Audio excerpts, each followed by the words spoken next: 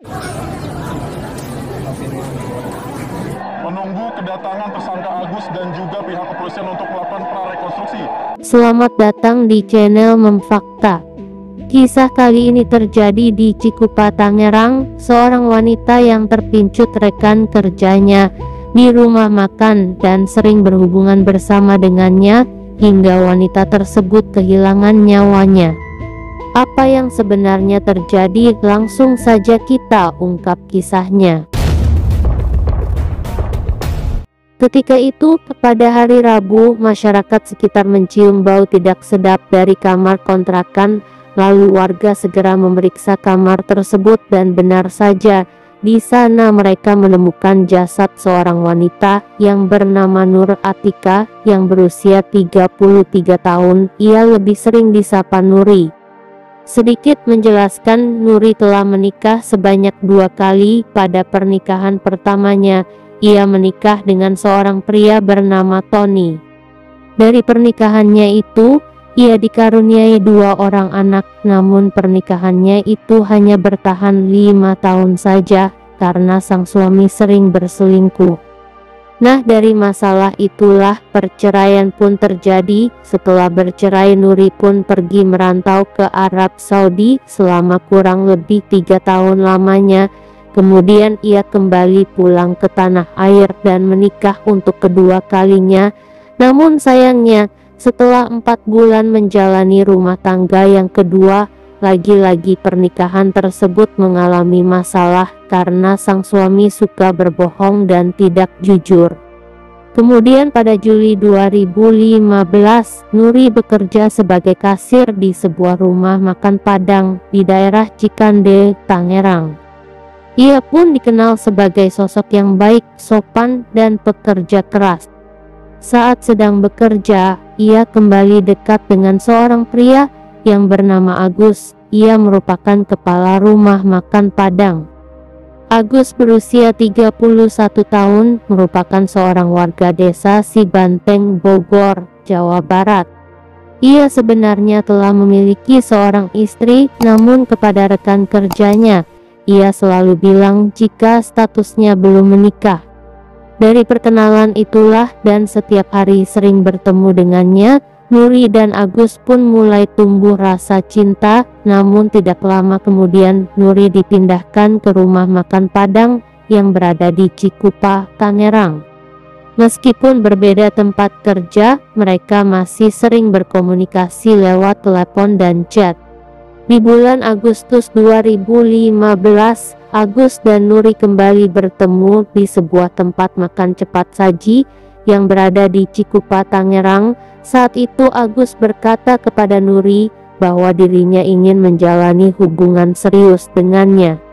Nuri yang mendengar pernyataan itu pun akhirnya menerima cinta Agus. Setelah pertemuan itu, mereka berdua memutuskan untuk tinggal bersama dengan menyewa rumah kontrakan di daerah Cikupa, Tangerang. Setelah mereka tinggal satu atap, keduanya pun kerap melakukan tanam benih hingga Nuri ini mengetahui jika dirinya hamil. Nuri pun seketika mengajak Agus untuk menikah, namun Agus selalu menolaknya. Berbagai alasan yang ia ungkapkan sering tidak masuk akal.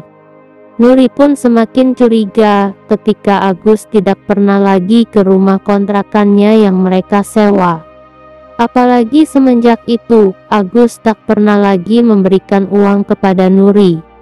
Nuri pun akhirnya mengetahui jika Agus telah mempunyai istri.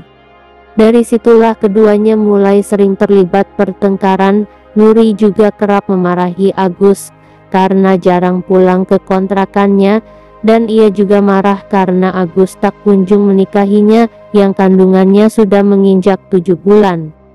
Pada tanggal 3 April tahun 2016, mereka kembali terlibat pertengkaran. Saat itu Nuri meminta kejelasan hubungan mereka dengan meminta agar orang tua Agus segera datang melamar dan menemui keluarganya di Malimping, Banten. Pada tanggal 10 April tahun 2016, tepatnya jam 10 pagi, mereka pun kembali ribut Saat itu Nuri didorong Agus hingga terjatuh, kemudian Agus membanting Nuri lalu menyekiknya. Saat pertengkaran itu terjadi, Nuri sempat berteriak meminta tolong, namun tidak ada orang satupun atau tetangga yang datang. Setelah Agus melepaskan cengkamannya, Nuri pun sudah kehilangan nyawanya.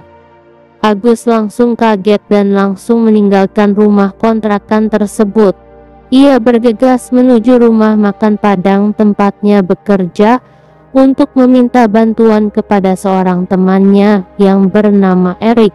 Ia merupakan teman kerjanya, namun saat itu Erik tidak bisa membantu dan berjanji akan membantunya pada malam hari. Sekitar jam 7 malam, Agus membeli plastik sampah besar lalu kembali ke rumah kontrakannya.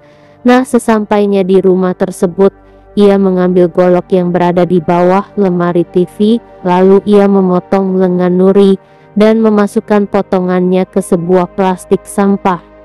1 jam kemudian, Erik temannya pun datang ke kontrakan tersebut untuk membantu Agus membuang sesuatu. Saat itu Agus menyerahkan kantong plastik sampah yang berisi potongan tangan. Nah, saat itu Erik hanya menerimanya tanpa membuka isi kantong tersebut. Lantas Erik pun kemudian membuang kantong plastik tersebut ke sebuah tempat pembuangan sampah di Tangerang. Setelah itu Agus pergi ke tempat mes rumah makan Padang dan tidur di sana. Keesokan harinya, tepatnya pada tanggal 11 April tahun 2016, sekitar jam 7 pagi, Agus kembali ke kontrakan untuk membersihkan cairan merah. Kemudian Agus kembali memotong kaki lalu memasukkannya ke sebuah kantong plastik dan membuangnya ke Sungai Surya Toto. Lantas Agus melarikan diri ke daerah Surabaya dan meninggalkan sisa potongan tubuh di dalam rumah kontrakan tersebut. Setelah penemuan mayat itu, warga kemudian melaporkan ke Polsek Cikupa Tangerang. Pihak kepolisian pun langsung datang ke TKP dan segera mengevakuasi jasad korban untuk dilakukan otopsi. Setelah pemeriksaan, hasil DNA yang ditemukan di kuku itu merupakan sidik jari dari pelaku. Nah, dari situlah tim kepolisian langsung memburu pelaku. Pada tanggal 21 April tahun 2016, pihak kepolisian akhirnya berhasil menangkap pelaku di sebuah rumah makan Padang di daerah Karangpilang, Surabaya. Pelaku pun langsung dibawa dan diterbangkan ke Jakarta untuk proses pemeriksaan. Dan setelah diinterogasi, pelaku mengakui semua perbuatannya itu, serta menunjukkan lokasi pembuangan anggota tubuh korban. Akibat perbuatannya itu, pelaku dikenai pasal pembunuhan berencana. Pada tanggal 20 November tahun 2016, Majelis Hakim Pengadilan Negeri Tangerang menjatuhkan vonis hukuman selama 20 tahun penjara.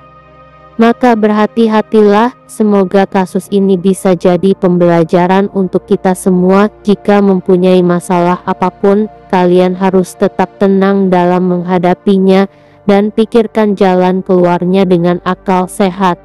Demikianlah kisah kriminal kali ini.